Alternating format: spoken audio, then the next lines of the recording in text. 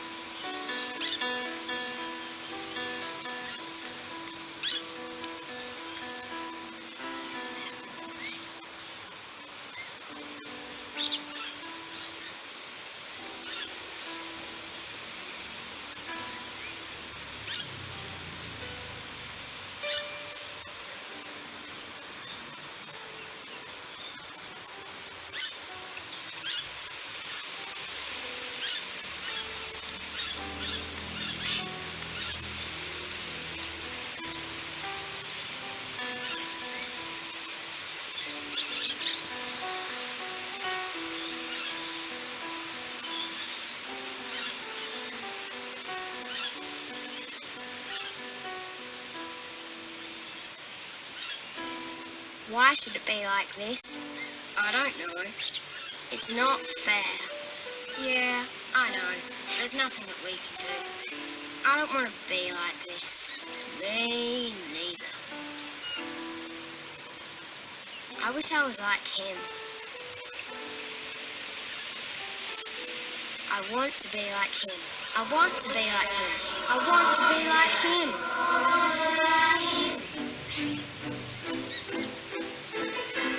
Yes!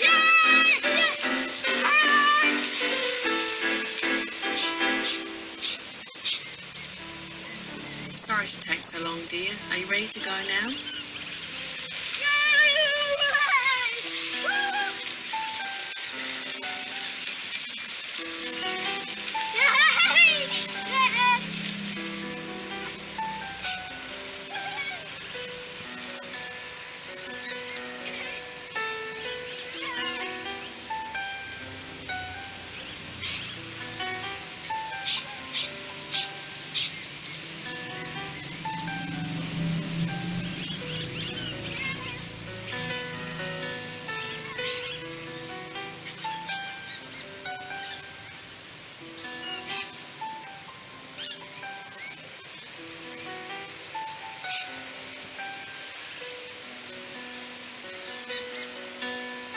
Nah, setelah kita lihat video yang tadi ditayangkan, bagaimana nih menurut pendapat teman-teman? Pesan yang ada di dalam video tersebut kira-kira seperti apa ya? Nah, bisa teman-teman tuliskan di dalam kolom komentar di bawah ini ya. Jangan lupa tuliskan nama dan kelas. Kemudian, apakah teman-teman sudah bersyukur pada hari ini? Tuliskan juga di dalamnya. Oke, selanjutnya Ibu akan bahas materi berikutnya, yaitu mengenai manfaat bersyukur. Apa sih manfaat bersyukur? Manfaat bersyukur yang pertama yaitu dapat memberikan perasaan nyaman. Dengan kita terus bersyukur kepada Allah Subhanahu wa taala, tentunya hidup kita akan menjadi nyaman, perasaan menjadi tenang. Kemudian yang kedua yaitu manfaatnya menciptakan emosi yang positif. Dengan kita selalu bersyukur, menerima keadaan kita saat ini, tentunya emosi-emosi positif pun akan timbul dalam diri kita. Kemudian yang ketiga di sini yaitu dapat membentuk pola hidup yang sukses. Karena dengan selalu bersyukur, pikiran kita pun menjadi pikiran yang positif, yang tentunya akan mendorong kehidupan kita akan lebih sukses di kemudian hari. Kemudian yang keempat, manfaatnya yaitu memberikan ketenangan dalam hidup. Dengan kita selalu bersyukur, menerima semua yang diberikan oleh Allah Subhanahu wa taala, tentunya hati kita akan menjadi lebih tenang. Lebih tenang juga kita dalam menjalani hidup saat ini. Kemudian yang kelima yaitu manfaatnya terhindar dari penyakit. Penyakit ini yang pertama yaitu Ibu bahas adalah penyakit fisik ya, seperti halnya jantung, darah tinggi. Nah, kita bisa terhindar dari penyakit-penyakit tersebut karena kita selalu bersyukur. Kemudian yang keenam, manfaatnya yaitu adalah menjauhkan diri dari penyakit hati, iri, dengki gitu kan kepada orang lain. Nah, kita akan dijauhkan nih dari penyakit hati ini. Nah, kita sebisa mungkin haruslah selalu bersyukur kepada Allah Subhanahu wa taala. Kemudian yang ketujuh adalah hidup menjadi lebih berkah. Dengan kita selalu bersyukur, tentunya hidup kita akan diridhoi oleh Allah dan akan memperoleh berkah darinya. Nah, selanjutnya yang kedelapan, manfaatnya yaitu ditambahkan lagi nih nikmatnya oleh Allah. Kita harus sering-sering nih bersyukur agar nikmat kita itu ditambahkan lagi oleh Allah. Oke, itu adalah manfaat dari bersyukur. Nah, selanjutnya di sini terdapat nih akibat dan ancaman jika kita tidak mau bersyukur. Yang pertama, akibatnya yaitu adalah mindset akan selalu berpusat pada yang kurang. Jika kita selalu tidak bersyukur gitu kan, kita selalu melihat kepada orang lain, tentunya pikiran kita akan selalu merasa kurang dengan apa yang telah kita nikmati saat ini. Kemudian yang kedua, sulit mendapatkan kebahagiaan. Dengan kita selalu berpikir kurang, tentunya itu akan menimbulkan rasa stres di dalam diri kita. Kemudian kita tidak akan mendapatkan kebahagiaan karena selalu memikirkan kekurangan tersebut. Kemudian yang ketiga, jiwa terasa tak nyaman, tak tenang, lantaran terus merasakan berbagai ketakutan dalam hidup. Nah, sebisa mungkin kita harus mensyukuri nih apa yang telah Allah berikan kepada kita. Dengan cara itu tentunya ketakutan-ketakutan yang belum tentu terjadi tidak akan kita pikirkan. Kemudian yang keempat, mudah terserang penyakit. Nah, ini adalah akibat atau ancaman jika kita tidak mau bersyukur. Mudah terserang penyakit, baik penyakit fisik maupun penyakit batin. Nah, seperti halnya penyakit fisik yaitu adalah darah tinggi, jantung, stroke. Nah, sedangkan penyakit hati itu seperti iri, dengki ya, itu adalah contohnya. Nah, kemudian yang terakhir adalah di akhirat akan mendapat siksa dari Allah Subhanahu wa taala jika kita tidak mau bersyukur atas nikmat yang telah Allah berikan.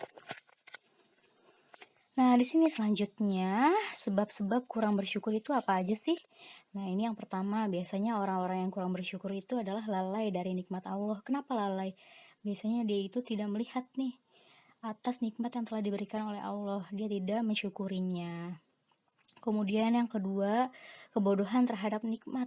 Biasanya seseorang yang tidak mau bersyukur ini adalah mereka yang bodoh terhadap nikmat Allah. Karena dia tidak mengetahui bahwasannya itu adalah suatu nikmat.